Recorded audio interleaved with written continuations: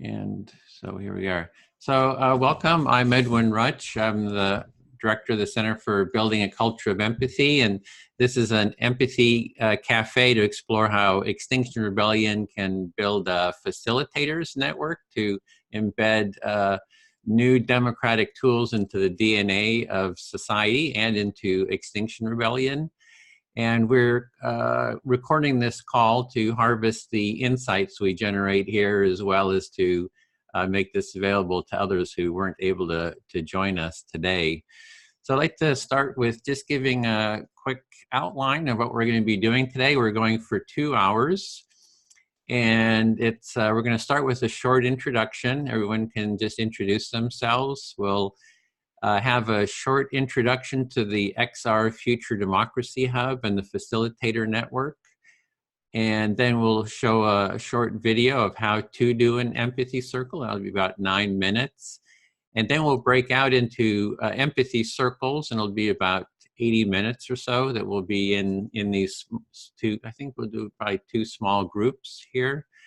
And then we'll come back together into the full group and do a debrief. And for about the last 20 minutes, 15, 20 minutes to the end, we'll come back together. And then there might be a little overtime, maybe up to 20 minutes if you feel comfortable staying a little bit longer. We wanted to ask a few more questions and go around and get some feedback for everyone. So if you feel comfortable, if you have some extra time, you're welcome to stay for that. And so we want to start with a quick introduction, and Carolina was going to lead that for us. Okay, hello everyone. My name is Carolina. I will ask you, everyone, you in order I see you on my screen, just to say your name and the place you're calling from. So I will model it. My name is Carolina. I'm calling from Gdańsk, north of Poland. And any XR groups that we want to... Yeah, XR group, local XR group member. And next on my screen is Chris. Would you unmute yourself and introduce? Okay, I will unmute you. You should be able to hear me now. I'm Chris Johnson. I'm in the UK.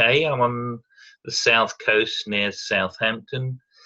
I am not affiliated to an XR group as yet, except I have a friend who introduced me to the XR Chichester group over down here on the south coast, and I've just completed a Terry Patton course this past year, and there were recommendations on there about what you could do about becoming a sacred activist.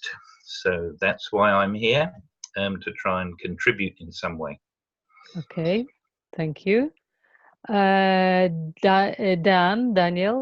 would you introduce yourself? Yeah, I'm Dan Feldman. I'm currently in Tampa. I'm normally in Denver. I am unaffiliated with any XR groups at the moment, and I volunteer for the Wellbeing Economy Alliance in their narrative groups, U.S. narrative and global narrative groups. Thank you, Dan. Eva, would you introduce yourself? You have to unmute yourself. Hi, this is Eva.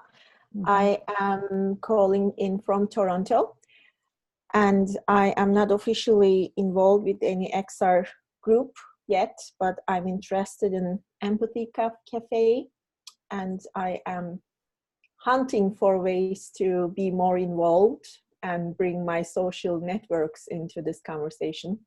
So listening. Thank you.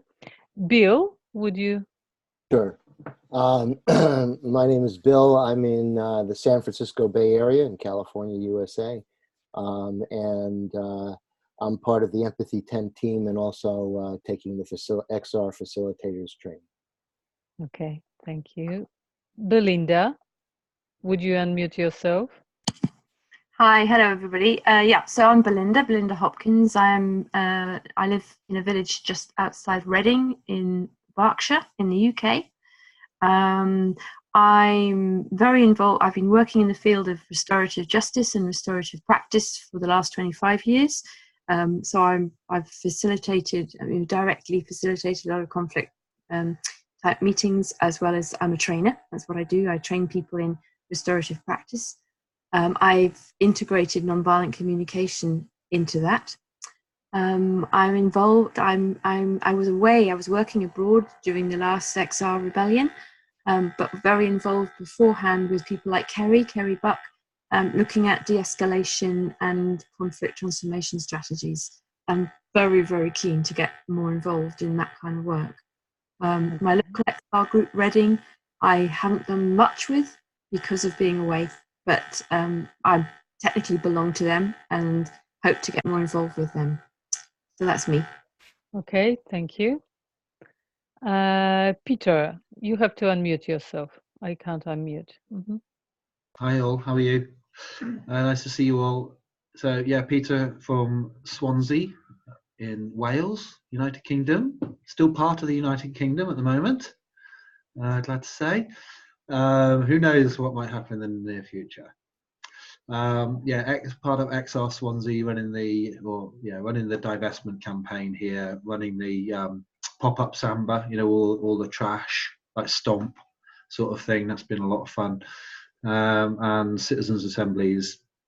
I've been working in the sort of field of participatory democracy and budgeting and community organising for around a decade now. Built a whole set of tools. Been running, trying to get case studies inside schools and communities and colleges.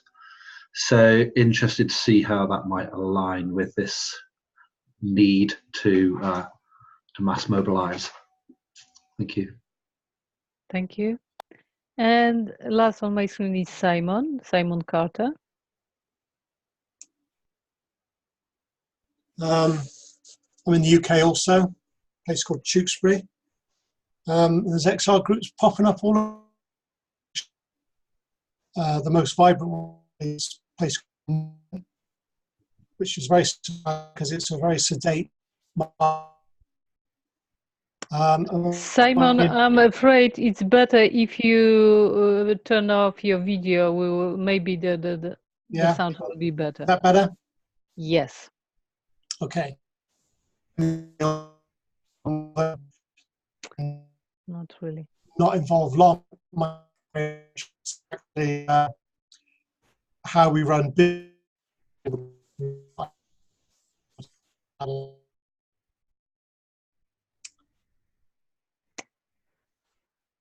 I'm afraid we didn't hear much. Yeah, you might want to get closer to your hub. If you're on Wi-Fi, I don't know, it could be sort of a bandwidth. It is a bandwidth issue, it seems. It is, yeah. I need to upgrade. Okay, so the last one is Edwin. Okay, yeah. So Edwin Rutch with the XR Empathy Circle work group, as well as the local San Francisco Bay, where I am near Berkeley, California. And so our next, the next is I want to give a little tour of the Future Democracy Hub. Is anyone from there? Has anyone, because Paul was supposed to be here and he came down with the flu. So I can show you this, but I just wanted to be sure there wasn't someone else here. He had invited some others, but I guess they couldn't make it. So, okay, well, let me share the screen then and just give you a little tour of the Future Democracy Hub. So this is the website. If you go to xrdemocracy.uk, you see the Extinction Rebellion Future Democracy Hub, and this is it says here the goal is really to transform a society, to make a deeper democracy, and the hub, which is led by Paul, can't pronounce his last Thistle. How do you pronounce his last name? Thistle something. It has a whole series of, a whole bunch of information about practices for deepening democracy. And Paul has also been, he was in Tahrir Square at the occupation in the UK. He led People's Assembly there. So he's very, connected with XR UK. And I think he's starting to work full time now for XR. So anyway, he's sort of leading the team that's putting the site together. It's really to be a central, like it says here, a central location to and resource to support the democracy building practices. And you can go to the main place where the discussions are happening is on Lumio. So there's a whole chat area here on Lumio where you can discuss topics around the future democracy. There's links to training, so you want to get a lot of different trainers. So if you're, for example, Belinda, if you're wanting to do training around restorative justice or something, you can work here and put your events here and have that as part of the Democracy Hub activities. And there's the facilitator network, which they're working to build, and that's what we're supporting with this workshop, is how to build up a network of facilitators. And for me, it's really about everyone should be a facilitator. Ideally, XR, everyone would be trained for some basic facilitation skills. So they've done a really great job here of putting together a whole tool set, some different practices. And you can see here they start with simple to more complex to even more complex practices, right? So you can go to this one, Talk Shop. There's be a video, the how-to. There's kind of information on how to do more methods and topics. This was our contribution with the Empathy Circle work group. So you click here, and they'll take you to a video introduction, for example. So each one of these tools there's a video introduction to sort of introduce you, and then more information. There's information about like people's assemblies, which is on the ground at a rally or something. You can hold these at different events and occupations, whatever, street events. And then they have this thinking box, which is having small groups using discussions around different topics. And they have everything up to Citizens Action Network, Citizens Assemblies, which is the most sophisticated. So it's a sort of a step-by-step learning platform. And what they're trying to do, which is, like I said, we're trying to support here, is to create a network of facilitators, can connect with each other and also come up with ideas on how to build up this network. So you can, check out more at xrdemocracy.uk, and you'll find out more information about that. So that is just a brief intro. Oh, and you can also, let me just share this real quick again. You can check out the group. They haven't done so much on Facebook yet, but they do have a group that's starting to get built up there, a Facebook page. So that's at XR Future Democracy. So you can check that. It's another resource to check out. All righty. So with that, then let me go into our next thing. So what we're going to be doing is we're going to have breakout rooms using the empathy circle process. And I'm going to show a short video, 9-minute introduction on how to take part in an empathy circle. So let me share that next.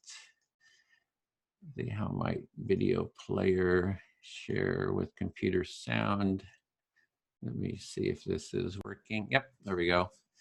So this is just a short introduction on what an empathy circle is. It's and sort of a few of the benefits and the step-by-step how-to.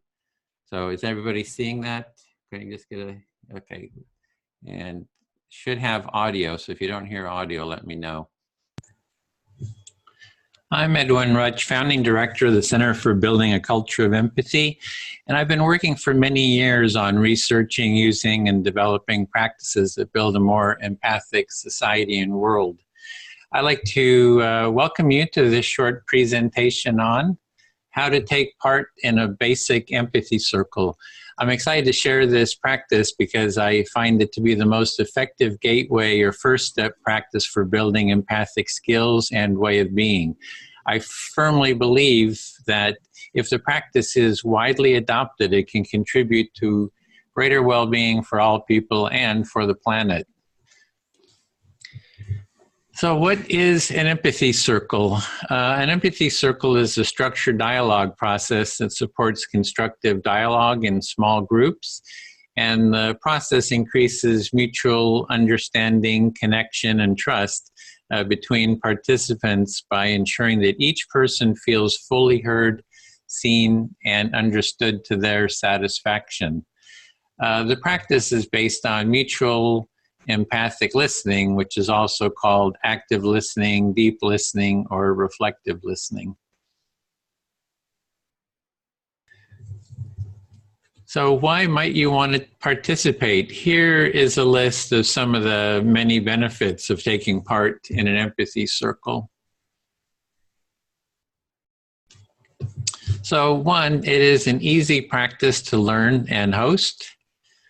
Two, it develops active listening skills. I find it's the best practice for that. Three, each participant is seen, heard, and understood to their satisfaction.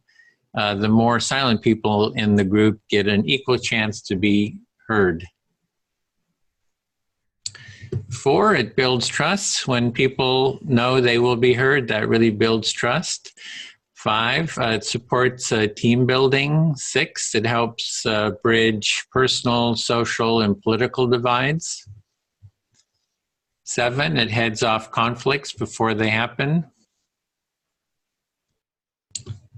8, it helps resolve existing conflicts. You can bring a conflict into an empathy circle, and it is amazing to see how it can be unraveled and resolved.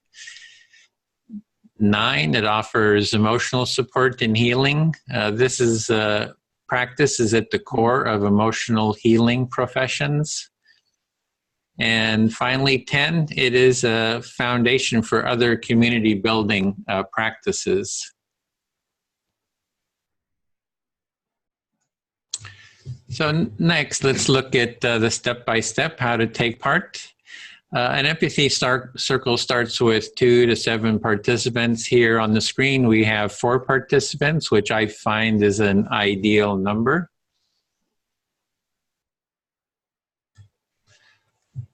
There are 4 basic roles, and the roles rotate among the participants as the empathy circle unfolds.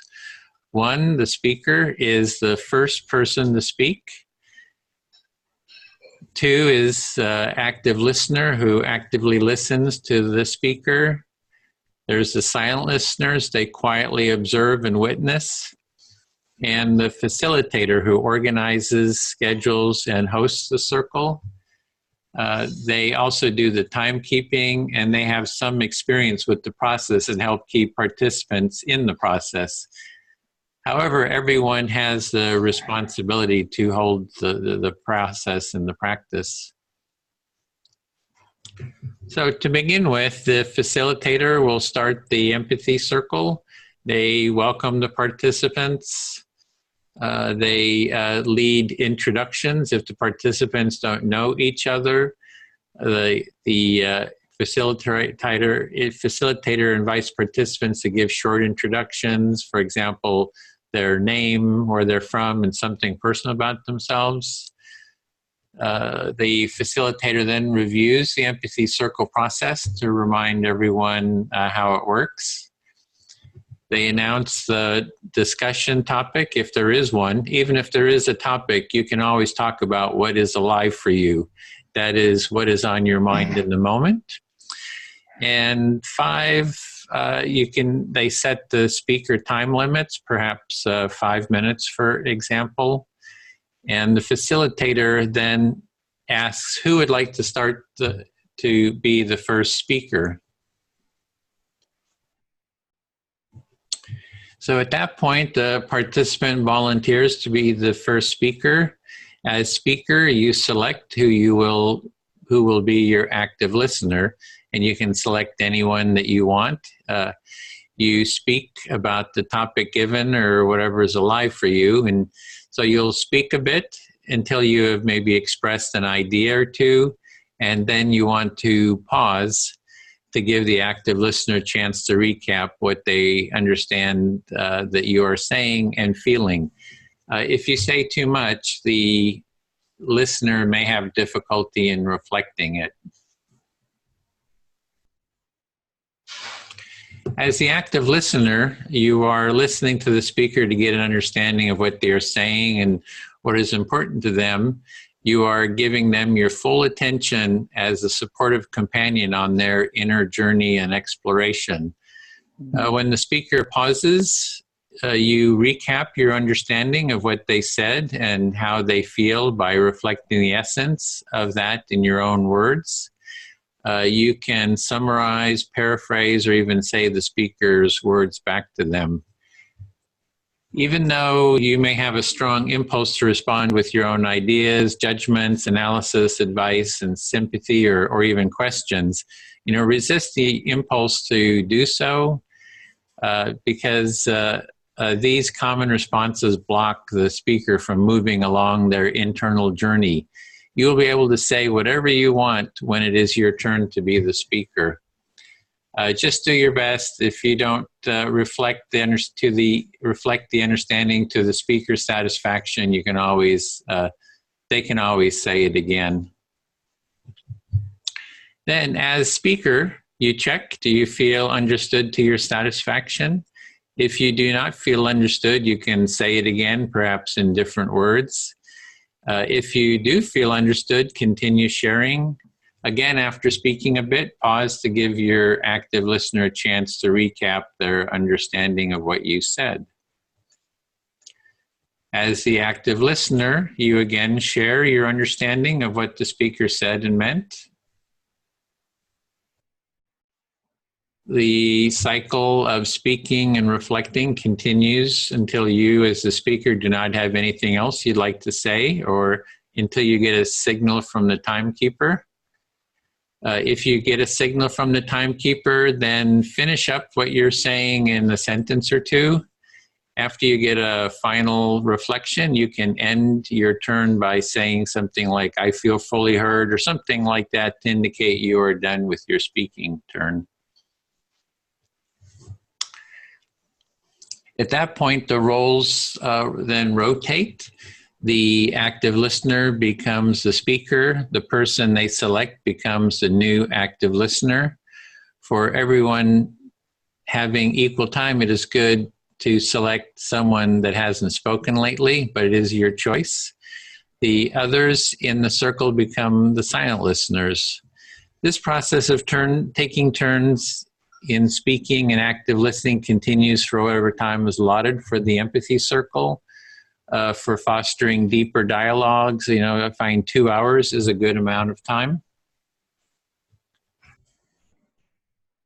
And this was just a very short introduction. The best way to learn the practice is just by taking part and doing it. There is more in-depth material on taking part in an empathy circle and facilitating one at empathycircle.com. I look forward to seeing you in the circle, and thank you for listening. All righty. So let's see. Looks like we have a few. We have two more people, M and Dave. M, would you introduce yourself?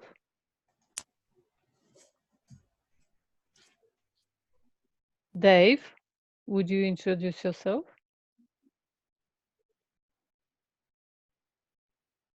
Do you hear us?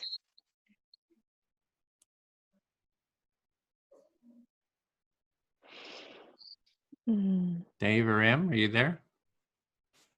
Hi, this is M. This is M. Can you hear me? Yeah, we hear Yes, you. we Do you hear. want? Would Yeah, you that's good. introduce yourself? Just tell your name. We already introduced everyone. But if you tell your name and if you are a member of XR group, where are you calling from? Shortly. Yeah, my name is Em. I'm in the UK. I'm part of XR and part of the Lewisham group, which is just south of London. Okay, thank you. And mute yourself to avoid background noise. Okay, thank you. And Dave, would you introduce yourself? Dave, do you hear us?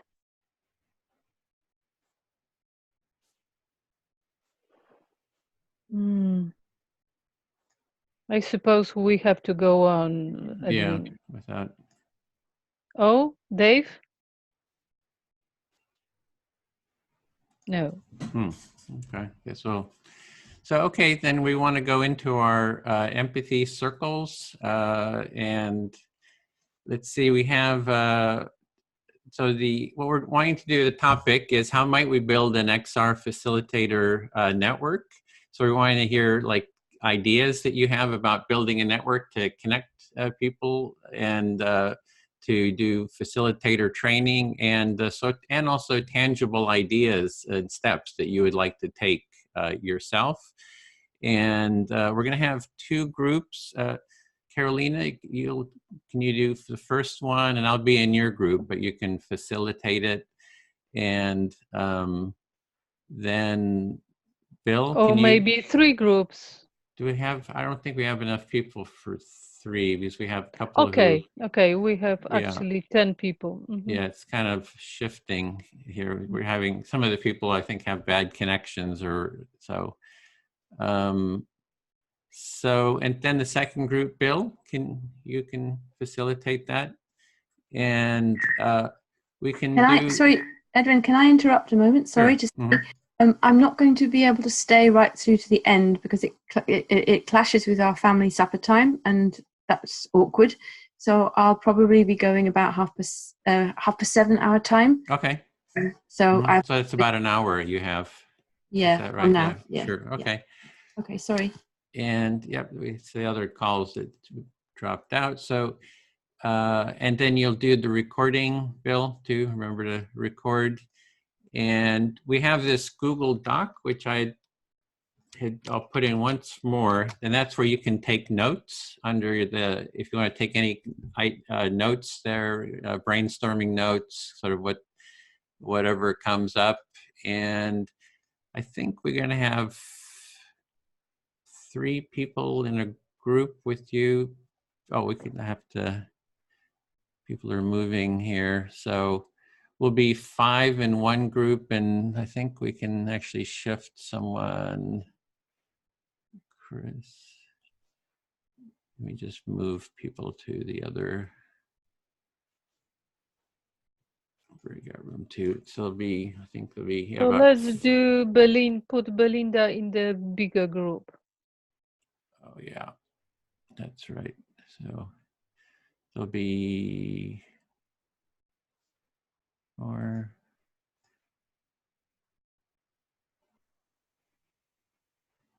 Sorry for delay. Yeah, with the people dropping out, look at the rooms here, a little confused.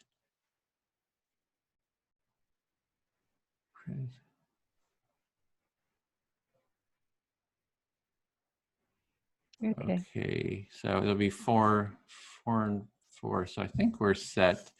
Okay, so we're going to go into our rooms now, and we have 5-minute turns, and we have the topic, and I think anything else. So about 20 till the end of the time, we're going to come back into the full group to debrief. Okay. So here we go into the rooms. Open all rooms. There we go.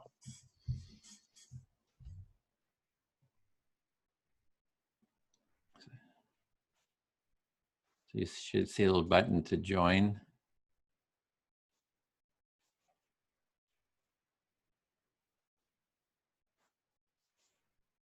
Shouldn't be 5? I think there's nobody else. The other people had dropped out, so Okay. this is it. So Okay. And you're recording, so I'm we don't need. recording, right? Yeah. Mhm. Okay. Okay. So who would like to start, and maybe you would model it, Edwin? Yeah, if someone wants to speak to me, then I can. Well, yeah, actually, I'll speak to you, Carolina. Okay. Okay. So So I will just your start the timekeeping. time. Yeah. Okay. I'm listening. So yeah, it was a little more complicated today with Paul not being here, to do his presentation, as well as people with bad connections, not having video. Not really sure what that was all about. So that was a little, added a kind of a wrinkle to sort of managing all of this. So you feel a little bit stressed because of the beginning of today's circle, because Paul couldn't appear. He's ill, sick. So you had to do his job, his part, and there were some problems with connections, so you don't feel very comfortable with the beginning. Yeah, so it's hard you really need good connections for this. And if you have bad connections, the audio breaks up, it just causes a little bit of extra stress and complications. And also have to kind of track. I'm also tracking here, like if new people join or whatever. So, yeah. So you feel a little bit, it sounds like you feel a little bit distracted by some technicalities with people who have not that good bandwidth, and sounds break up or something else happens, they lose connection. So yeah, it was kind of distracting. Mm-hmm. Yeah, and I'm really excited that Belinda's here because of her background in restorative justice and those practices, because we've been talking with that group, with Carrie and some others there about holding empathy cafes in circles around the Roger Halleman Holocaust topic. And so we've been in contact with the group there. So I'm really glad to connect with you, Belinda, because I think it's something that would be really helpful, the empathy circles, with the whole restorative practices group there. So I hope we can, connect. We can create some of a network, around how to, so I'm kind of excited about that. So you are talking sort of directly to Belinda. You appreciate her presence in our circle. You know that she's a part of the group. We try to cooperate as empathy circle team. So it's good to connect to people who are involved in the case of Roger Halleman and the whole situation in XOR. Yeah, so I You feel very appreciate heard. that. Yeah, I'm glad. I'm thrilled. Okay. As well as Dan. I'm not going to leave Dan out. I really enjoy Dan. So he's very engaging. We've been chatting a lot online. I really enjoying the engagement. So there. Yeah, and you feel thrilled by presence of Dan, who is always very engaging in what he's saying, and you like talking to him. So yeah, you are really thrilled. I feel fully heard. Thanks. Thank you. Okay. We finished early. Okay, so I will choose maybe Dan. Dan, would you reflect me? Yes. Thank you. So I'm thinking about our topic, how to develop the facilitation network, how to make it possible that everyone can be facilitator. And I don't know how it is with People's Assembly and Citizens Assembly, is it possible that everyone can be a facilitator? But definitely everyone who understand, who learn how to participate in empathy circle, everyone who practice empathy circle can be a facilitator in empathy circle. I stopped that. Okay. What I heard you say is that you're focusing now on the question of building this XR facilitation army, and you're also thinking about the citizen assemblies and the empathy circles, and you are wondering out loud how this will all work, whether certain people have the capability of taking on these roles and that sort of thing. Yeah, and I'm quite sure that everyone who has practice empathy circle might be a facilitator, because the rules are very simple and accessible to everyone. It's just a social practice. It's not the therapy. Well, it might be a therapeutic, but it's just a social practice what we are doing here. And I believe everyone can be a facilitator. And actually, with thinking, what would lately we had meeting of our core group of facilitators, and we were thinking, what would happen if we organize a mass empathy circle event with 100 people, 20 or 30 circles sharing kind of event during the XR movement event, sort of, actions organized, such as street action, where 100 people participate in empathy cafe in small circles. That would be nice, and I believe we can do that. That will be a part of building the network of facilitation. Okay. So what I'm hearing is that you have confidence that facilitating empathy circles is quite simple. So everyone who has attended one of these or several of these, you're completely confident that they would be able to facilitate these. And you're throwing out an aspiration of where you'd like to go, and you're sort of envisioning what I'm hearing, perhaps announcing some event with 20 to 30 circles, perhaps during an XR movement event, where 100 people are showing up and having some kind of an empathy cafe, and you are expressing that we can do that. You're really grabbing hold of this aspirational process. Yeah, it's a dream right now, but I think it's possible. Okay, thank you. I feel heard. Thank you. Okay, thank you. Your turn. I would like to pick Belinda as my listener, if she would like to do so. Yep, I'm happy with that. I just want to explain, in terms of where my eyes are going, the camera seems to be down in one corner, and when I look up at the screen, I look like I'm not looking at you. So I'm hoping that's not going to distract you slightly. I'm trying my best to sort of create this eye contact. It's okay.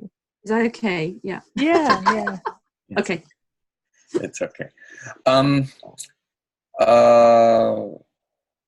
I just want to say that I'm happy to be here, and I'm happy to see familiar faces, Edwin and Carolina, and also to have a chance to talk to you, Belinda. Okay. Well, so I hear that you're happy to be here, and it's nice for you to be amongst some familiar faces, and it's also to meet me. Yes. And going back to the this creation of a facilitator army topic, the reason why we're here. And when I say XR Facilitator Army, I'm combining this with all of these global movements that are trying to change society, that are involved with systemic change. That's how I'm framing it. I guess I can stop there and let you reflect back. Yeah, so you're wanting to focus on this topic of creating a facilitator army, and you just stop there to clarify that what you mean by this is global movements that are working towards systemic change. Yeah, I guess not what you mean. Also, I'm hearing not just thinking about XR necessarily, but all the movements that are out there right now. Yes, yeah. And my biggest concern is that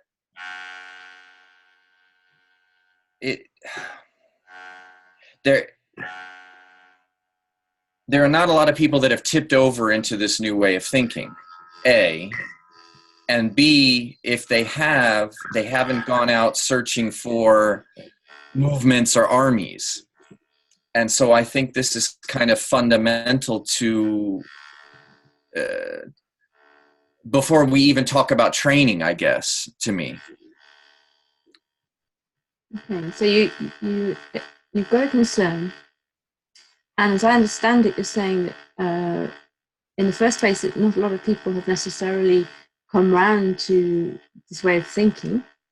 But even if they have come round to this way of thinking, they're not necessarily then thinking in terms of creating some kind of facilitator army. Yeah, so that sounds like that's bothering you. Yep. Yeah, so I feel that we, you know, while we're thinking about how do we train people and how do we do these events, yeah, great, fine, I'm all on board with that. But I feel that there has to be a complementary action where we're somehow involved with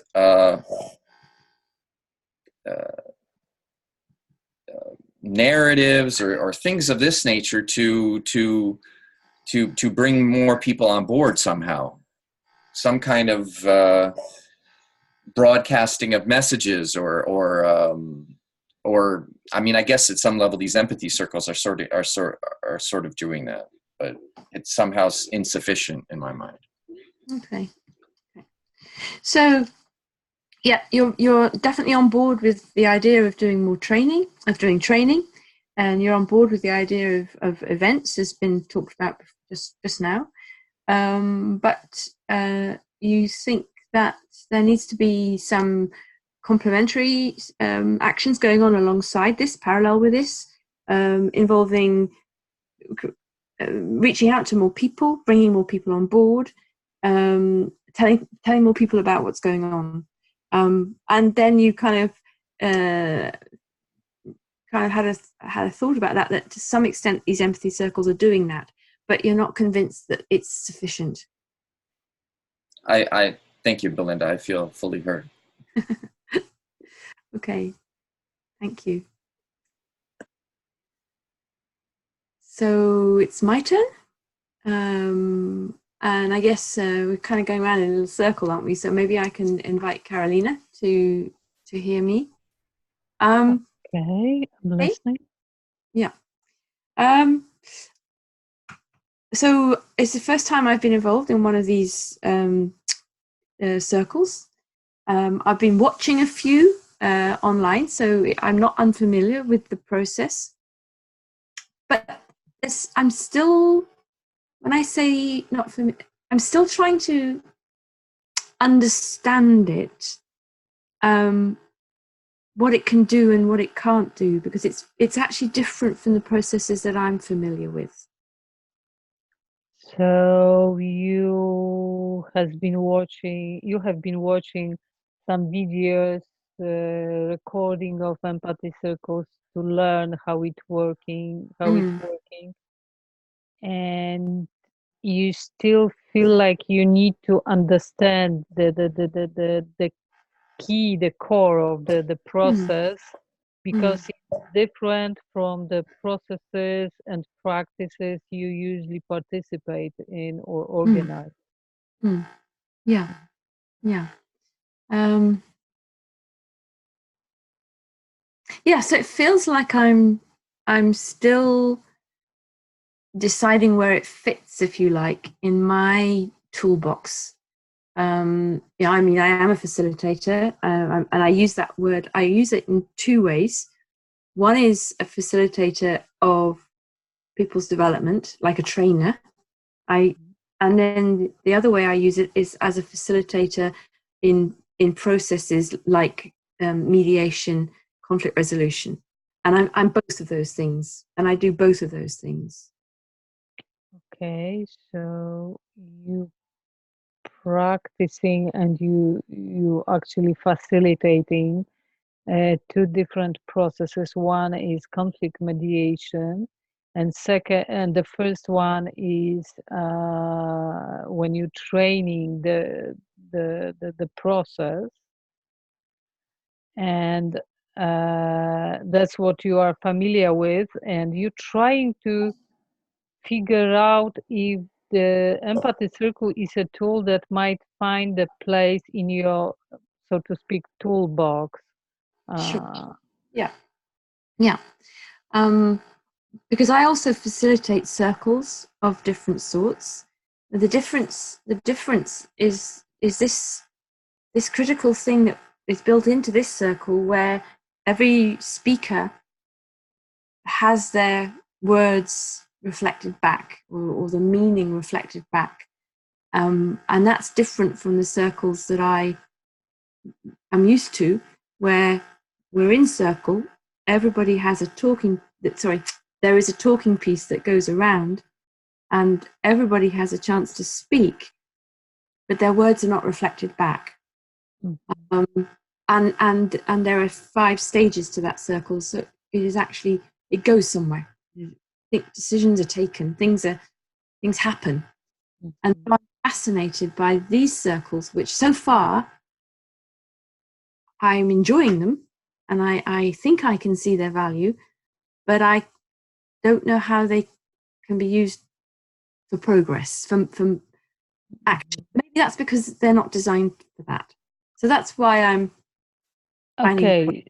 So you comparing this circle with circles you participate or you facilitate, and you facilitate circles where people around everyone has chance to speak, but they are not reflected back, and you feel like in circles you facilitate there is some kind of progress in and developing of idea or the purpose, and you don't see it here in this circle, and you, because it is not designed, as you said, it is not designed for kind of progress as you see it for now. Yeah, and it's not better or worse. It's no sense of criticism at all. I'm trying to see where it fits in what maybe is a range of different circles that we might need in the movement.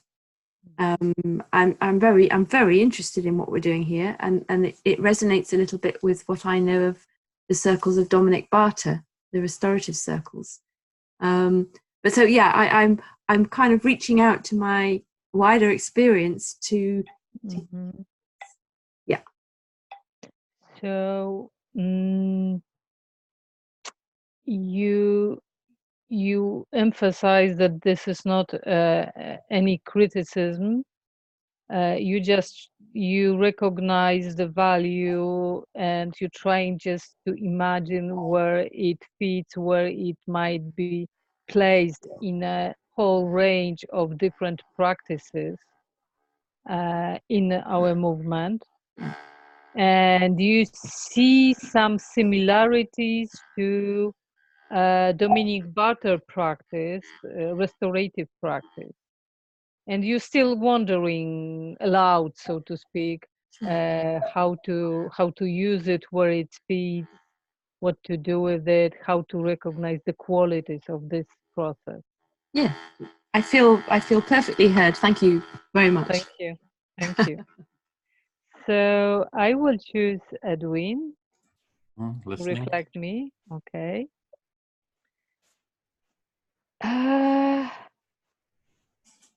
It's very interesting what Belinda just said. And I think that there is progress in our circle, but it is the process. We can establish a particular purpose of the circle, and we can develop sort of progress with every round. And my response to what she said a while ago is just a progress. I'm not talking directly to Belinda, but I'm kind of responding to what she was saying. And that's how we develop the idea. I stop there. So you're sort of, in a sense, responding to what Belinda is saying, that that you do see there is sort of a progress that happens when we have a topic and you sort of develop the idea, and you do see sort of a forward motion and progress that happens. Yeah, and we use, I hope that Belinda is with us because I see her screen frozen. Oh, that's bad. Would you help her back? Yeah, I have to have the room locked, so I have to figure Maybe out. you pause recording for a while and we try to get her back. Would you pause recording? Oh, okay, we're recording again. Okay. So, where was I? You're just saying there is a forward motion in the empathy circle, so you do get somewhere. Yeah. Oh, I feel now very distracted by the situation. We had Belinda drop out, lose the call, and so it was a bit distracting. Yeah. Probably I need to get focused again, so I will stop there and Okay. Thank you. So you're needing to focus. You kind of lost your Yeah. focus. You're going to pause now and pass it on to me so you feel Yeah, heard. yeah. Thank you. Okay, then I'll speak to Dan. Oh, can you? Yep. So no, I'm going to speak to you. So you'll be. Oh, you're going to listener. speak to me. Yeah. Okay. Okay. So yeah. So the first thing I want to kind of address some of the things that came up. So I was hearing from you about the sort of a meta narrative, and I think, and I agree with that there is a need for that. And for me, that's this vision of a culture of empathy is sort of the meta narrative that the empathy circle fits within. Pause there. So what I heard from you is that you're reflecting back on something that I shared earlier with regard to the meta-narrative, and you agree that that's necessary. And to you, the culture of empathy, which, and this is, I'm sharing something based on stuff that you've shared with me earlier, that empathy circles is one component, one fundamental practice of this culture of empathy. Yeah. That you would like to develop, but this vision of the culture of empathy is a central core of what you are understanding this meta-narrative to be. Yeah, and that meta-narrative is that, there's all these problems in society, and one of the problems is there's this empathy deficit, and if we can make empathy a primary social value, and there's a lot of that can really kind of heal the different problems in society, that when people talk to each other, when they hear each other, and they have some tools and practices for constructive dialogue, that solutions can have, there's just a lot of benefits for that, and it just will create a much better society. So that's sort of the meta narrative that I kind of operate from, and that's a meta narrative that needs work to really articulate and develop. Okay, so what I heard is that this is coming from your desire to create this culture of empathy, or your need, this requirement to create this culture of empathy, is coming from a diagnosis that you have that the society is experiencing an empathy deficit, and that you believe that if empathy is held as a core value in this new society, then many solutions would kind of, resolutions and solutions would kind of spin from that. Yeah, exactly. So I just want to sort of add that to what you were saying. So that's been sort of part of our dialogue, I think, kind of looking at this meta narrative. And there's a lot of work to be done to articulate that. And that's something we've been doing, is sort of a visioning of that culture of empathy and articulating it and laying out the foundational principles. And so there's still a lot of work that we need to do around that. So.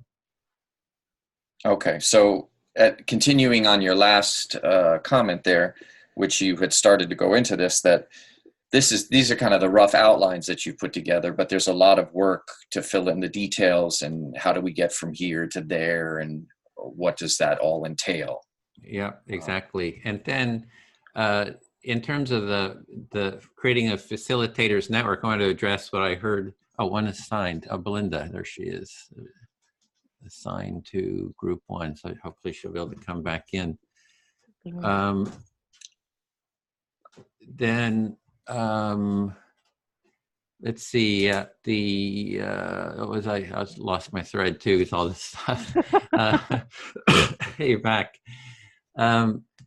So yeah, it was addressing Carolina's idea of, to do an event, like I can imagine, for building the facilitators network, if we could hold like an event with 100 people, like in Tahrir Square, which is the main square in London or somewhere, and it's an empathy cafe that I think, and everyone there is doing empathy circles, I think that would really help to get the word out. It would be teaching everyone how to take part in and actually facilitate an empathy circle, as well as get publicity for it. And I think that would contribute to building a facilitators network. So I just wanted to kind of build on what Carolina was saying there.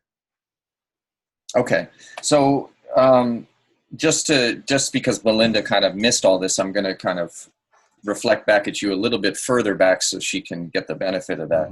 So Edwin, what I heard Edwin say is that reflecting back from what I had said earlier, kind of building on this idea of a meta-narrative, he agrees that a meta-narrative is required, but to him, the core essence of this meta-narrative would be a culture of empathy, coming from his diagnosis that there's an empathy deficit in society, and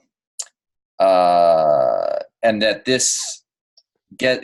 training this empathy through empathy circles would start to unravel a lot of the problems in society, and it would provide solutions that would come from that. Although there's a lot of work in how to articulate this meta-narrative and how all that's going to work, it's kind of rough, but he's confident that we can put that together. And then his last share here is that, building upon Carolina's dream of this 100-person empathy cafe, and how this could be done in London, for example, that this is something that he believes would be building upon these ideas, I guess, heading toward this culture of empathy. And perhaps in the process of doing this is based on a previous discussion that I've had with him, that in the process of doing this is kind of creating the narrative that these things are happening.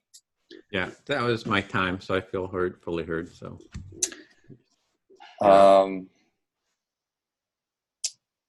Thank you, Edwin. This, as you said, this is kind of interesting. What some of your last shares? You have to choose. I have to choose. I'm going to choose Carolina. Okay, I'm listening. I'm feeling sort of we're coming a little bit full circle here on intersecting with all these conversations. Belinda had brought up some issues. You know, she was trying to figure out where the empathy circle fit. And one of the things in one of our, Edwin and our last exchanges on Facebook was, I wrote to him, I said, my concern is that in addition to the basics, those with training and experience in circling and facilitation will disappear unless focus and enhancement is brought to the practice. And I said, again, this is my personal opinion. So I'll leave it at that. So you see that we kind of close the circle with all our discussions, kind of come to the same, coming back, circling about the same topics, the same issues. And you're referring to what Belinda was saying about finding the place for empathy circle, how it fits to the rest of the tools and the movement. And you think that people will practice empathy circle and stay with it only if they have kind of practical, is that what you mean, practical experience? I'm not sure. Yeah, I will elaborate on that. No, my concern is that people such as Belinda and people who have done circling or sensitivity groups or restorative practice, which I don't know very much about, but I have sort of an idea, conflict resolution, people that have done these practices and or design thinking, you know, more progress-oriented practices, that they will disappear. They will get frustrated with empathy circling and related practices unless there is an increased focus on continuous improvement by enhancing the focus. You know, what is the focus of what a particular circle is about, like laser focused, and there's a tendency to want to, you know, always continuous improvement, always, you know, after the practice, how do we make this better? How do we reduce the weaknesses of this practice, and how do we enhance its positive traits? Otherwise, people are going to get frustrated and put their energies elsewhere. So you made the point that if people who are involved in many different practices and had this experience of, you named few of them, like restorative practice, design, circling, and other practices, and those people who practice such method see kind of progress in using those methods, and if they don't see the same progress in empathy circle, like there is some kind of development, it will discourage them and they will stop participating. That's what you mean? More or less what I mean. I think it comes down to, I mean, this is almost an Aristotelian aspect. It's finding the conformity, forming with something. So you have the problem, and you have the tool, and you have the architecture, and you have the solution, and you have the framing. And if those are not aligned, as they say in a part of this country here in Maine, they said, you can't get there from here. You're not going to get from point A to point B unless there's a synergy or a conformity between the problem and the solution. And that's my concern. So it sounds like the lack of the visible agenda in this process of empathy circle may cause a kind of failing or something like that. It's like there is no clear agenda of the process from starting point to the goal we want to achieve. It's kind of wandering, walking somewhere in a circle, and it's not clear how we can get from one point to another point. That's what you mean? Kind of. I mean, can I just say one thing? Just I think this might clear. Let's say that all of these practices are just like meditation, contemplation, writing, publishing, reading. These are all psychotechnologies. These practices that we're doing here are psychotechnologies. They help us enhance our cognitive abilities, right? Our problem-solving abilities. So my point is, if we pick up the wrong tool for the job, we will not complete the job. If I want to hammer a nail into the wall, I pick up a hammer. But if I pick up a speaker, that's not going to help me put the nail in the wall. My concern is that empathy circles cannot be everything. And if we want them to be everything, we need to create a whole set of empathy circles. Okay, so you mean that empathy circle doesn't have some elements that, and it's not for every situation, for every purpose. And if we would like to make it more general tool for more purposes, we should kind of build the construction or the set of empathy circles that have sort of agenda and help us to get from one to achieve the point, the purpose, the goal. Maybe more or not less. Agenda. Maybe not agenda, but just a different focus, a different design, a different architecture, let's say. Oh, architecture. Okay. Sorry. Yeah. That was very difficult for me. Yeah, I'm sorry, but I feel fully heard, Caroline. I'm afraid my language skills are not good enough. No. Okay, so I will choose Belinda. Okay, hi. Okay. Can you hear me? Yes, we hear you. Okay. I'm looking at my phone screen and there's no mute here, so I'm just staying very quiet so as not to make any strange noises in the background. No, it's okay. You can speak more loud. Okay. Okay, so let's start. Yeah, so when you weren't with us, we tried to discuss what you said, and we were waiting for you to come back. Yeah. I stopped. Yeah. So thank you saying you were waiting for me to come back, which I managed to do. And so thank you. You were waiting for me. Okay. I was thinking about this meta-narrative that is needed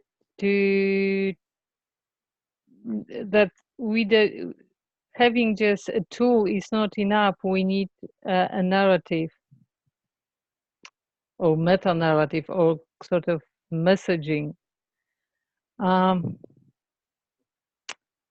me, I was saying that before in other circles, but for me, it's about regenerative culture, and regenerative culture is not just about well-being. It's about building new society, alternative community with different relationships between people. And for me, regenerative culture is the culture where, everyone can be a facilitator. If anything happens, we just taking tool. It doesn't have to be empathy circle. It might be a different tool, but for example, any other restorative practice that involve empathy circle or not.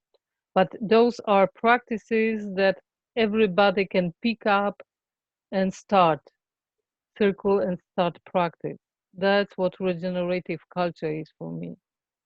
Okay, so you were thinking your starting point was about a tool not being enough and needing looking at more messaging and the narrative that may be needed.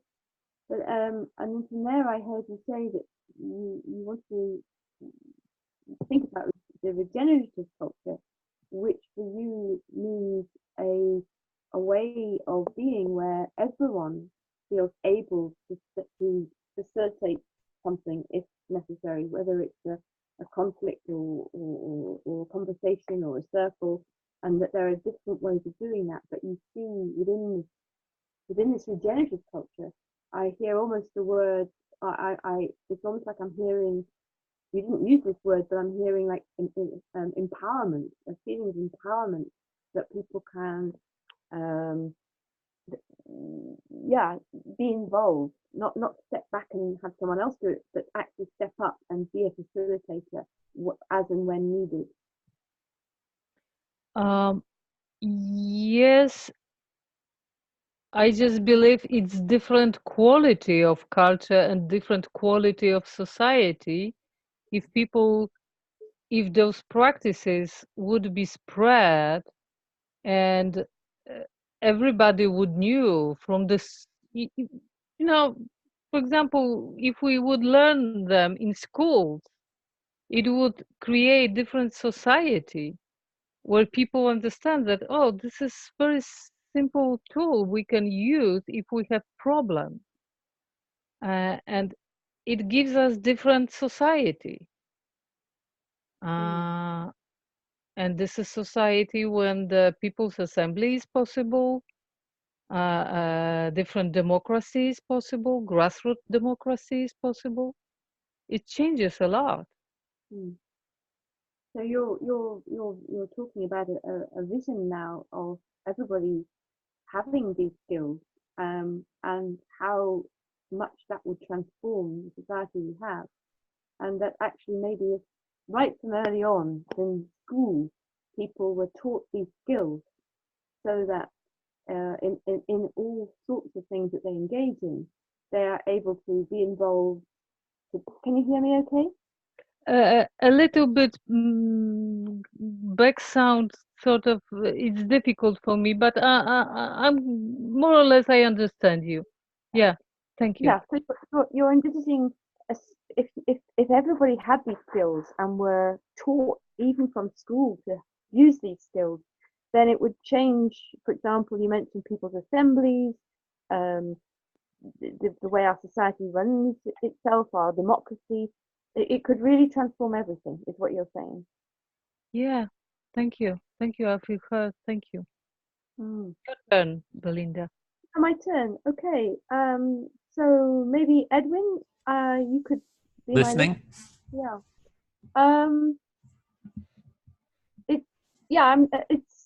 This is fascinating. I'm finding this circle very, very interesting.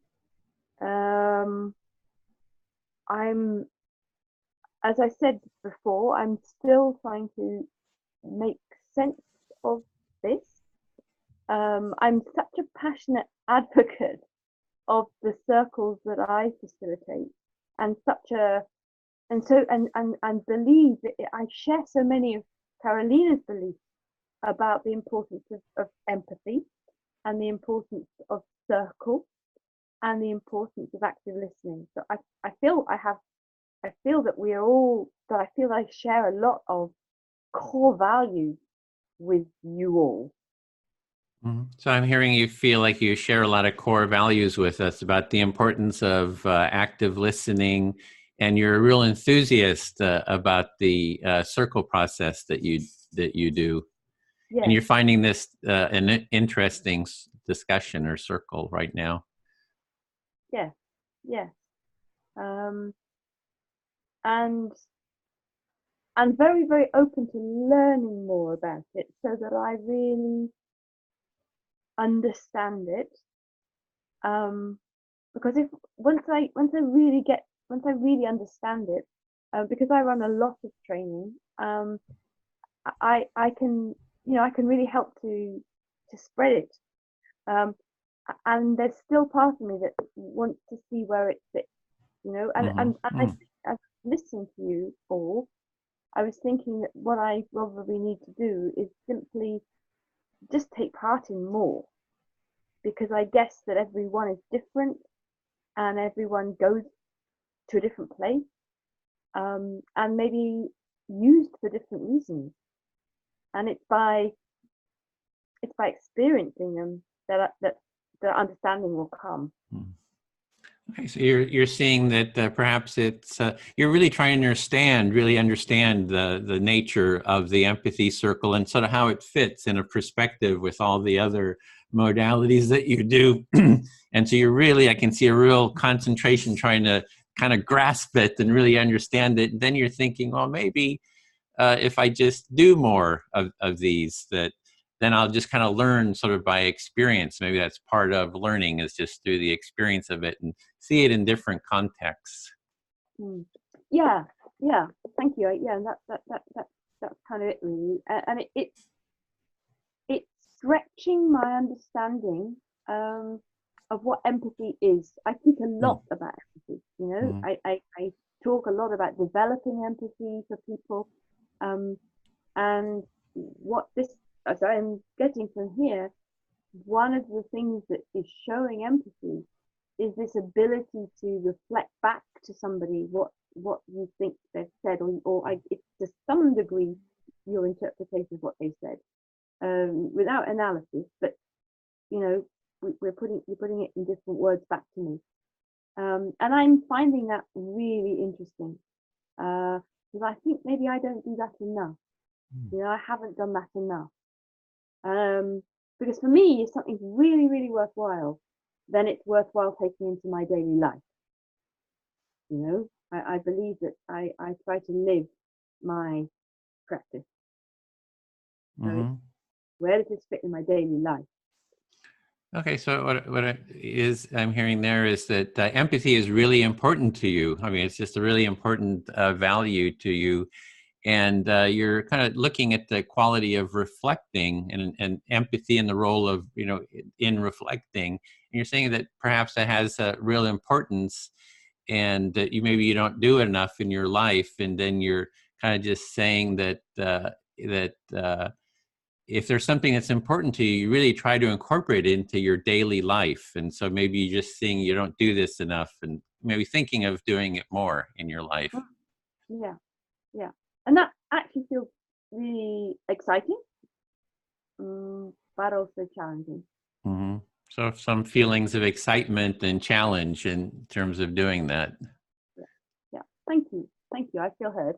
Okay, since you're going to be leaving soon, I'll speak back to you to give you. Okay. Yeah. So the empathy circle, I have. It is based on active listening from Carl Rogers, and I've done, the restorative circles from Dominic Barter. So it's sort of a mixture of all those, but the idea is to do it in small groups, not like sometimes those talking circles can be like 20, 30 people or something, and you don't get a lot of time to speak. And so that's what I like about the empathy circle, is everyone gets a lot of time to speak and be involved. So it's sort of going for that sense of involvement is a core part of it too. So yeah, okay. So what I hear you saying is that you've taken ideas from Carl Rogers around the active listening, and from Dominic Barter with his restorative circles. But what you've done is develop this into a smaller setting.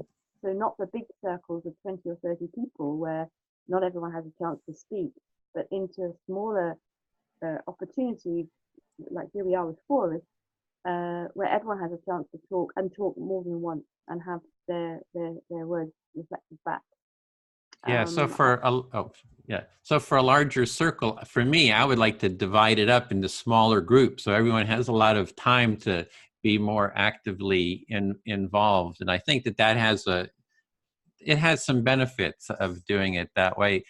One of the benefits is you actually get to practice and learn the process, as well as you get more time to be heard personally. So yeah, so in those bigger circles, you feel a strong need to break these down into smaller groups, so that everybody has a chance to have a go, to practice, to be heard, but also to speak. And I sense almost maybe your experience, I'm not sure, but you've been in these bigger circles, and there's, you know, frustration maybe, or maybe even loss of opportunity. There's been an opportunity missed for more people who've got involved. Yeah, you've hit the nail on the head with that. So it's and also with the active listening is a core foundational skill that's used in a lot of other practices. If you do this, you're going to be really prepared for something like Dominic Barter's more sophisticated and extensive and time-consuming process. But you'll be ready for, you know, nonviolent communication processes. It's a preparation for motivational interviewing. It's a preparation for human-centered design. So I see this as sort of like the boot camp, right? It's the military boot camp. This is like the first thing that everybody does. You get good at this and you can start building other pieces on top of this. But this is such a foundational skill that it's core to the whole healing professions about therapy. It's really central to mediation work. Yeah. So you're saying this is you use this a boot camp. I'm not allowed to put words in your mouth. I'm thinking I don't like the word boot camp, but hey, that's your word. So I'll bite my tongue to find a non-militaristic term. But yeah, you see this as a core, like a core training, so that with the core training of the empathy circle, one could go on to do Dominic's training or circles, or you mentioned motivational interviewing, mediation training. This is like, for you, this is the first step, and that if everybody were to start with this, it gives them like the first steps to embracing all sorts of other non-violent communication as well.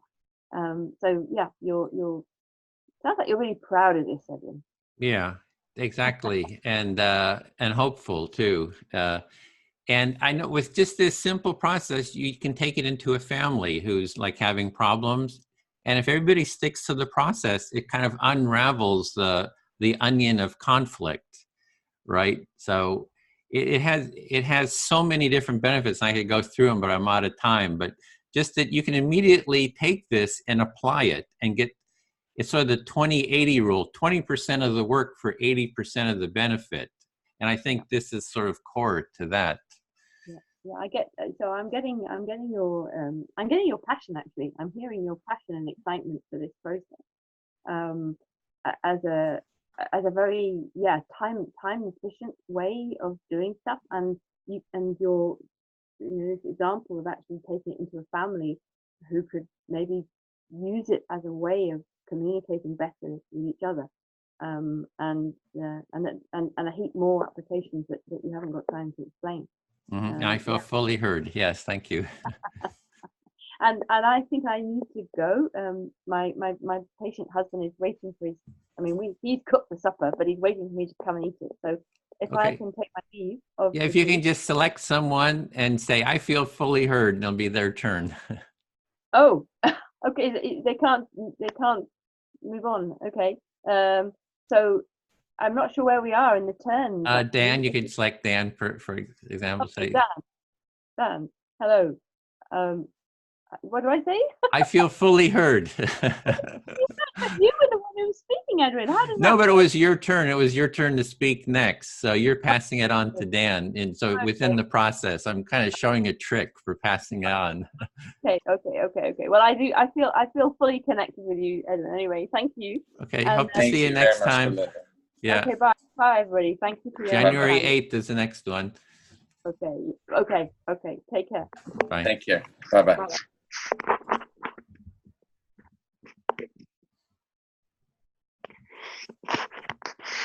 Okay, Dan, your turn. You're choosing someone to reflect you back. Okay.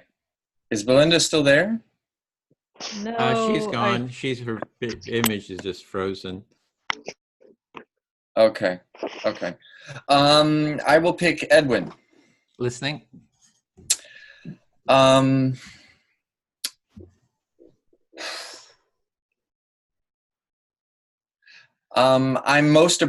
very appreciative of and I mean this in that I'm gaining a deeper sense of what empathy circles can do, and I'm gaining this from both of what you've said, what you've shared, Edwin, but also how you were reflected back from Belinda, and also what Carolina sees in this. So I'll stop there. Yeah, so taking part in the circle here, you're really getting a deeper sense and understanding of the nature of empathy circles and the capabilities of it by just seeing us and hearing how we're doing it. Right. And I see it, and I think this accords with what I'm hearing all of you, the three of you, talking about, that that this practice does start to build skills in empathy, and it could start to build a culture of empathy. Mm-hmm. You're seeing how it does build these skills and how it does move towards this culture of empathy. So you're kind of getting a visceral experience and sense of it. Yeah. However, I think, and I agree with the diagnosis. I agree with the diagnosis that there is a major deficit of empathy in the world, and this is my own, I mean, and particularly here in the U.S., I'll leave it at that. That it does address that. However, my diagnosis is that there's a deficit that's even deeper than empathy, that empathy is coming from a disconnection from reality, essentially. And that if we just focus on empathy and we don't focus on this deeper issue, we won't really solve these problems. Okay, so you do see the empathy deficit and that being a problem, but there's even a deeper problem is people aren't sort of facing reality or not seeing reality or aware of reality. And that's like even a deeper problem that needs to be solved beforehand. Yeah. And actually, depending upon who is invited to a circle and what the focus of the discussion is, there are actually things happening there can be things actually happening in the circle with skilled, wise people that could start to address some of these deeper issues. But just doing a circle with random people who are perhaps unskilled and not wise may not get you there. So really to address this deeper kind of problem that you're seeing, that you feel that having wise people be part of the circle to address that would be one way, whereas people who are not so wise, bring them to might not really get you very far for addressing that deeper issue of reality.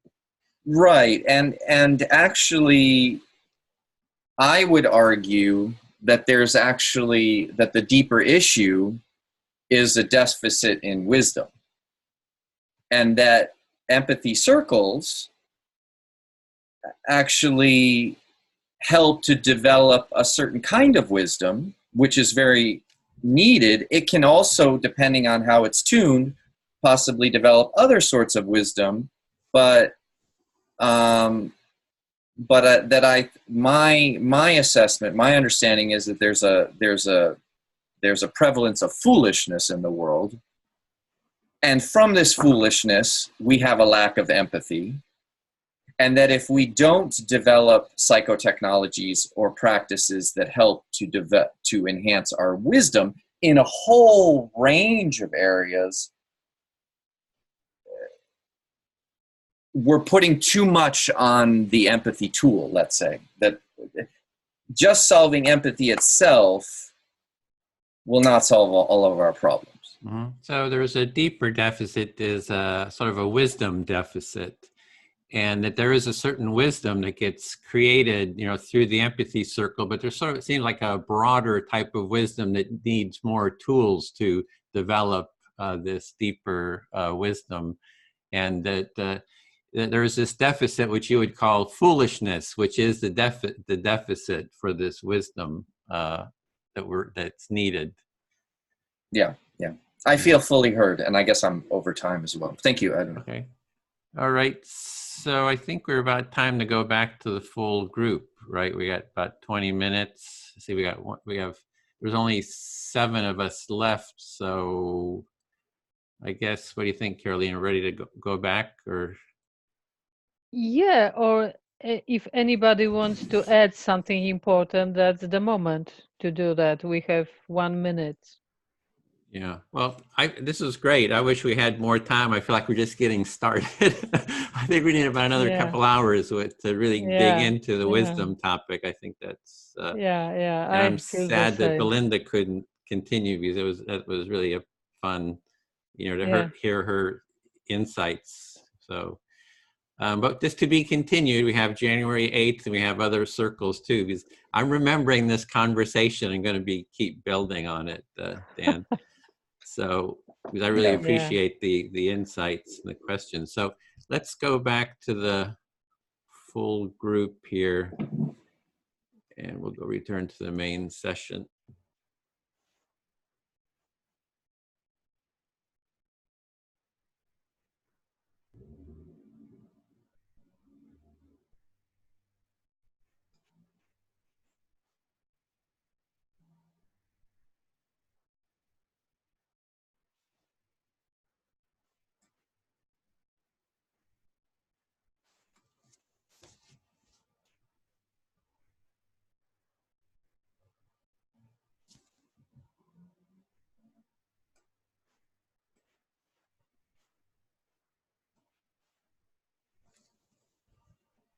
Okay, here we are, Bill.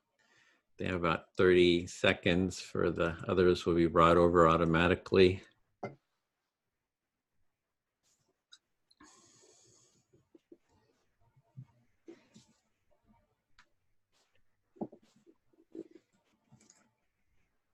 You're a good note taker, Dan, really. That's great. I really appreciate that. Usually I'm the note taker, so. You're welcome. Yeah, I don't have such split attention. I can't do too many things. I'm trying always to remember what somebody's saying, because making notes in foreign language and remembering, it's too much. Hey. Hello. Okay, hello, Peter, everyone. I heard you. There we are. I agree with you. Shall I just keep talking? So you were broke. You were stopped. I was rudely interrupted. Yeah. Yeah. Interrupted. Yeah. So what we want to do is we're going to have a couple questions we're going to go through, and the first one is just sort of a debrief of what your experience was. And actually, do you want to take it over, Bill? You were going to just calling on people and telling them what we're wanting for this. Okay. So we're just doing a brief in 30 seconds or so, you know, summarization of your experience and anything else that sort of happened, but but really addressed towards how the circle, you know, addressed your concerns in the dialogue. And also any tangible steps you're wanting to take. So it's for building the facilitator network, and any tangible steps that you'd like to take. And I think since we're a smaller group, we could probably do a minute at least, you know, because we'll have plenty of time here for, and that'll be the first round. And that'll be another question after this round too. Okay. All right. Is there anybody who would like to start? I'll start if I Sure. know what the question is again. The question is that, to harvest and tell about your experience, but also the focus is like next steps, next tangible steps, and what we can do to facilitate the facilitators network. Sorry for that. Right. Okay. Yeah. Well, yes, I've enjoyed my first session with you guys.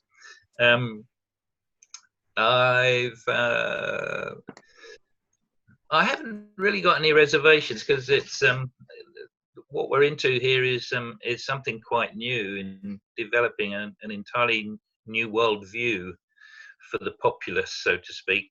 So it's going to be, as Peter was saying in our breakout group, it's going to be a long process. Hopefully not too long, but it will be a process that takes some time. But I'm also very much interested in developing these empathy circles locally, and then taking them on to be circles of people that will contribute their own solutions to whatever problems occur over the coming months and years. Okay. Thanks, Chris. Anybody else, or I can just call on people if oh, that's the thing. Okay. Peter. Yeah, hi. Yeah, thanks. This is my second empathy circle. Again, great to talk with friends, and I really enjoy the process. The whole deep listening is great. It's not something that happens very often. People reflecting back to you in this way. My concern, but Edwin, as you're saying, we're about to talk about next steps. So that's sort of really key for me. I think the inspiration for me is going to lie in the notion that we're moving somewhere, we're on some sort of trajectory, and we're co-creating something together. I've been in other groups, as many people probably have, this sort of style Zoom conversation that they're just going on and on and on, and they've literally been going for years.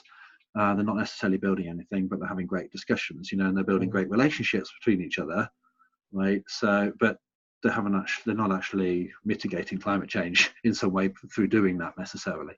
So that would be my concern, and my sort of request is that we find a mechanism by which we do find a way of building relationships through doing as well as listening. Great. Okay. Dan. I think I'm kind of in line with what Peter just shared and what Chris just shared with regard to progress, doing, this sort of thing. One of the things that I brought up in here is Edwin and I have had a friendly discussion, I guess, debate a little bit. Mm-hmm. He wants to create a culture. His diagnosis is that there's a diagnosis of, there's a deficit of empathy in the world, and so the solution is to create a culture of empathy. My diagnosis is a little wider than that. I don't disagree with what he's saying. I actually argue from that point of view myself, but my diagnosis is that we're dealing with a deficit of, at a deeper level, a deficit of wisdom in the world, and that we're awash in bullshit and foolishness and things of this nature. And so while I see empathy circles as one psychotechnology, we need to develop a far broader range of psychotechnologies, which some of them make more progress and are more focused on doing and stuff, but that it should be about refining a sense of rationality. And I'm not using rationality in a logical sense of rationality, but I'm using refining our rational capabilities, which involves emotions, where we basically see through self-deception and deception, see through illusion, and get into greater and greater contact with reality.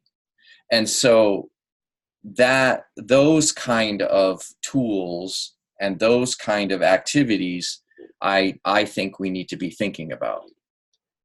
Great, thanks. Okay, Eva? Yeah, I don't know what's happening with me, but I seem to be agreeing with everyone here. So, yeah, these are all like the subjects that I wish more people were discussing, how we can have more empathy and where's the wisdom. What's a good way to be curious about what we're missing, and why all of a sudden, not all of a sudden, but somehow that we started talking about we need empathy.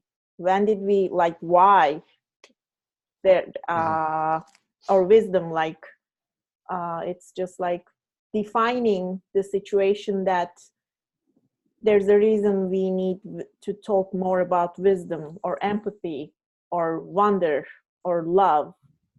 Like, yeah, a lot of my mind is just like winding now. So thank you. I agree with all of you. Okay. And I think, Chris, did you go first? I'm sorry if I, did you go yet? I did, okay. yeah. Do you want me to go again? It was fine, but Edwin would hit me. Okay. So, okay, Carolina. Okay, so yeah, empathy circle as a tool for consent.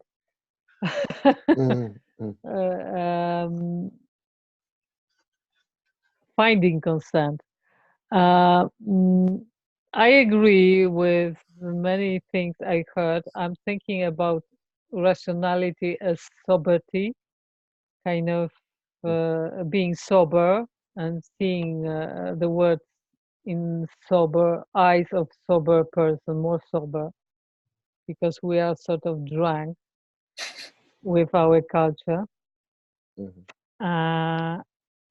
But what was interesting for me, I start thinking if it is an empathy deficit or empathy blockage. Maybe we are full of empathy, but it is blocked, Yeah. Yeah. blocked by certain cultural phenomena. And maybe this is the problem we have, and we have to kind of solve those blockages. And I like the idea of messaging and the meta-narrative, and I like the idea of, I didn't think about it this way. It was Belinda who was saying about empathy and reflecting.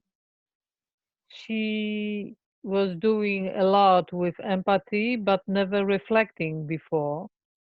So she discovered that element of empathy, reflecting back.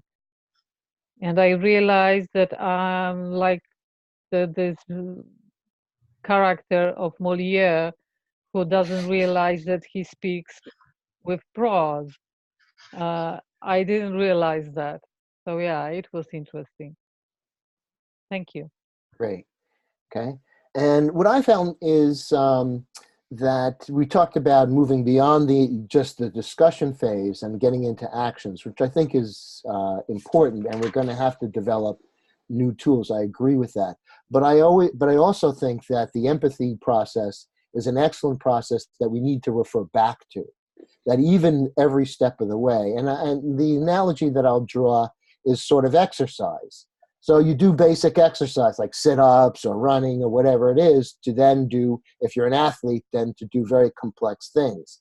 An athlete, just because they have, great balance, doesn't have to stop working on their core strength in order to perform, in a total range in an athletic endeavor. And that's what we are. This is our arena, is life. And so I think that while I want to see things move on, I also want to see like a reconnection. It doesn't have to be we just do empathy circles. You could do an empathy circle check-in and then get to your agenda and things like that. But I think that the empathy circle is an excellent, simple foundational way to keep in touch and grounded with other people as we move forward.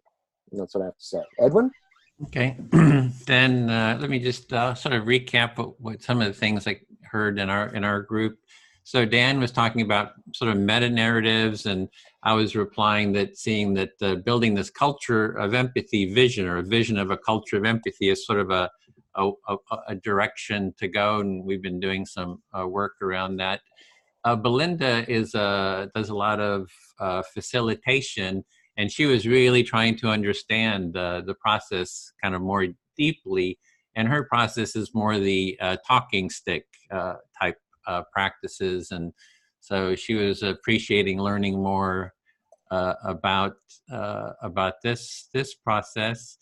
And Carolina was talking about taking actions, like what kind of events could we do sort of at the street level with empathy. And that was something that we talked about before, is could we do like an occupation, so taking action. I mean, I'd thought of like the Capitol Mall in Washington, D.C. We set up the empathy tents on the Capitol Mall, and we say we want the political left and the political right to have empathy circles with each other to talk about climate change and how they're going to overcome their differences, so that we can bring this practice sort of into the streets. And so and there's a lot of ideas around that, just even offering listening on the streets and stuff like that. So I really appreciate the next steps sort of feeling like, yeah, how do we be sure that there's sort of this feeling of taking next steps, and that we're going somewhere, and we have sort of tangible, actionable, there's a certain energy to that. And I really appreciate that. And, I'm really if people have ideas for that, really would love to hear those ideas for next steps, like maybe in the UK, Bill and I talked about going to UK and setting up, there with the empathy tents with Carolina, working with the Future Democracy Hub, and we actually do some kind of actions there. So they're street level. And but we need to train a lot more people in this practice, and also to kind of network with each other. So the empathy circle is good for building trust for that. And we do have another empathy circle January 8th, and we can host a few more after that as well, to start building up the network of people who are facilitating. And also that the empathy circle is just the first step gateway practice. It doesn't do everything, like Dan always reminds us, but there are a lot of other technologies out there. But I would say that the empathic listening is sort of a core practice that you can apply in any other technology, social psychotechnology practice, restorative practice, whatever that you're doing, even human-centered design. I think that this is core. So that is more or less our meeting for now. So I did want to go into a little bit of an overtime, if you have a bit of time to actually, I'm going to stop the recording and then create a separate clip just to hear sort of any positive comments you have about the experience of the empathy circle. So we're trying to harvest, some, testimonials, some positive comments about your experience with the empathy circle. So we'll go around again, and everyone get a chance just to say, what is it about the empathy circle that you liked? Any kind of a positive experience, maybe describe your experience. And I'm going to